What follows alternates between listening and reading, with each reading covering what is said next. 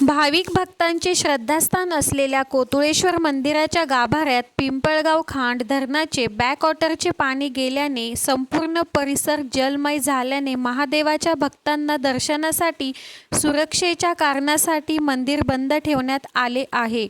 कोतुळेश्वर मंदिराचा रस्ता देखील पाण्याखाली गेला आहे। दरवर्षी पावसाळ्यात निर्माण होणाऱ्या या समस्येसाठी जलसंपदा विभागाकडे पूर संरक्षण भिंत व घाट बांधकाम करणे अत्यंत गरजेचे असल्याचे निवेदन यापूर्वी दिलेले आहे।